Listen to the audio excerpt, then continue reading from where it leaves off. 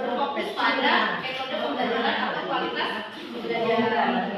Jadi saya berikan lembar diskusi untuk diisi per kelompok. Nanti silakan dituangkan di sini apa yang menjadi ide atau gagasan yang terbaik untuk dilakukan aktivitas kita di sekolah untuk perbaikan di fokus rapor pendidikan tadi. Jadi ini PTK tadi Pak Eki ya, nanti rombongan kelompoknya sini, yang sarana prasarana Pak Kris dengan itu.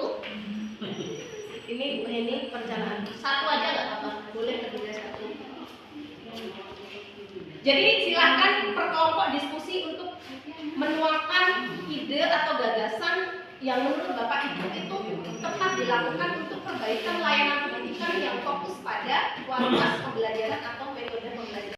Ibu Heni mungkin selaku wakil kurikulum terkait dengan bagaimana layanan perbaikan untuk rencana pembelajaran baik dari segi intrakurikuler, kokurikuler dan ekstrakurikuler supaya bisa meningkatkan poin dari prioritas yang kita utamakan yaitu metode pembelajaran.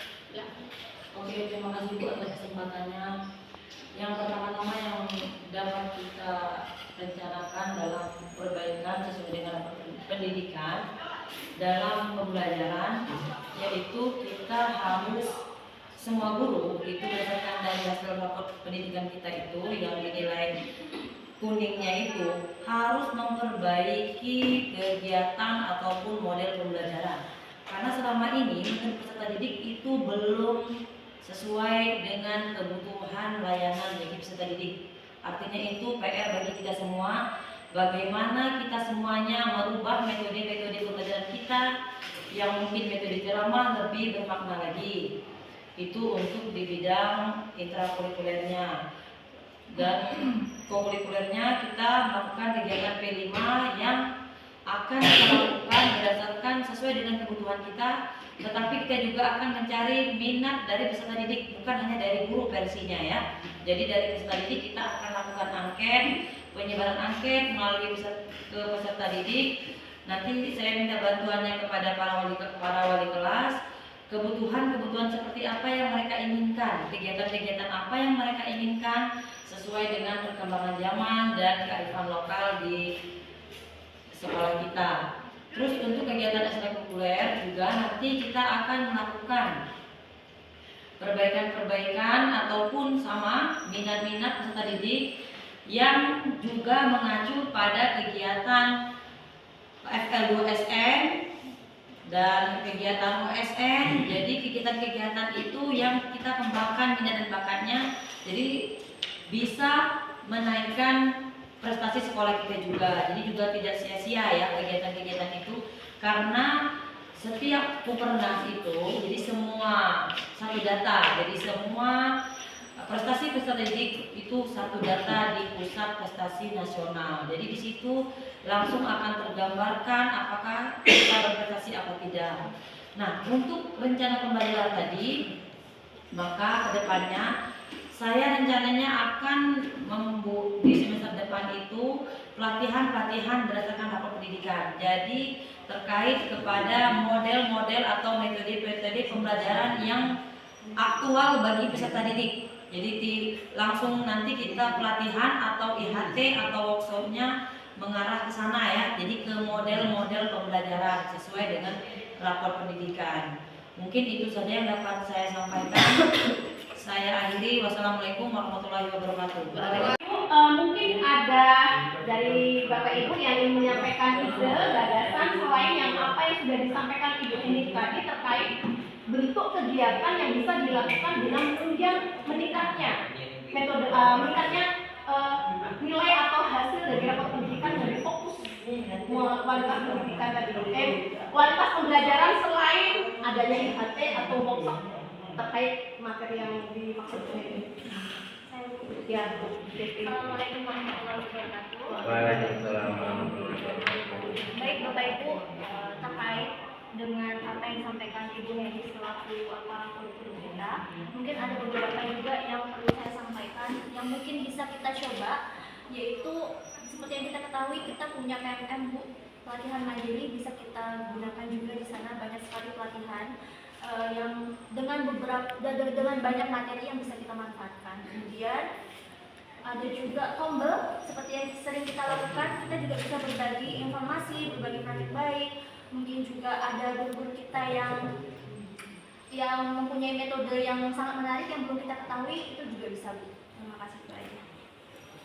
Bu Desti sudah memberikan ide gagasan. Jadi mungkin benar juga ya, selain IHT atau workshop yang disampaikan oleh Bu Heni, mungkin kita memanfaatkan PMM dan tombel yang setiap sebulan sekali minimal atau 2 kali dalam sebulan kita melakukan tombel untuk berbagi. Terima kasih Bu Desti atas ide saran yang sudah dikemukakan. Mungkin benar juga ya apa yang disampaikan Bu Desti, selain Bu Heni memberikan ide gagasan, kita mengadakan IHT atau workshop untuk mendukung perbaikan daripada kualitas pembelajaran yang ada di sekolah kita. Kita juga bisa memanfaatkan PMM atau pelatihan mandiri yang ada di platform Merdeka Mengajar kita, di akun ID kita, karena di situ banyak sekali materi. Atau juga Ibu Desti tadi menyampaikan adanya berbagi praktik baik. Siapa tahu di antara kawan-kawan ini ada salah satu atau beberapa kawan yang mempunyai metode pembelajaran yang kekinian, yang inovatif. Jadi bisa dipraktek baikkan di tombel, yang mana tombel kita itu biasanya dilakukan 1 kali minimal dalam sebulan atau bisa 2 kali. Nah, jadi ada 2 ya, alternatif ada 3. Yang pertama IHT, kemudian PMM mandiri, ada juga tombel di lingkungan sekolah kita. Nah, itulah dari pembelajaran ya, dari segi sarana-prasarana di sekolah kita, apa yang bisa difasilitasi sekolah terkait kegiatan yang akan dilakukan untuk menunjang perbaikan kualitas layanan pembelajaran di sekolah kita. Boleh disampaikan pendapatnya? Baik, terima kasih. Assalamualaikum warahmatullahi wabarakatuh. Sebenarnya alurnya Jadi apa yang disampaikan oleh Ibu berkaitan dengan sopras yang harus kita penuhi ya, supaya ada proses pembelajaran di sekolah SMA Negeri 1 Sumberkatis itu bisa berjalan dengan baik ya. Menurut kami selaku sopras, sekolah perlu menambah sarana yang ada seperti proyektor, nanti mic, sampling, sound ya. Dan kita itu menambah, dan yang sudah ada itu harus kita tambah, dan yang lainnya kita harus menyediakan lagi fasilitas lainnya, kegiatan untuk menunjang proses kita mengadakan IHT atau workshop di sekolah. Kalau punya untuk siswa, kita perlu harus menambah alat praktek, sarana olahraga, alat seni ya, tempat olahraga nantinya harus kita sediakan. Dan untuk yang paling penting nanti tempat lapangan upacara. baik. Sekarang dari layanan perbaikan berupa rangka perencanaan peningkatan kompetensi PTK. Jadi pendidik dan tenaga kependidikan. Mungkin yang mewakili Pak Edi selaku tenaga pendidikan yang ada di SMA Sumberkatis, boleh diberikan masukan ide. Ya, mungkin bismillahirrahmanirrahim. Assalamualaikum warahmatullahi wabarakatuh. Saya sebagai perwakilan dari PTK menyampaikan agar terkait layanan perbaikan untuk perencanaan peningkatan kompetensi PTK, ya mungkin dari segi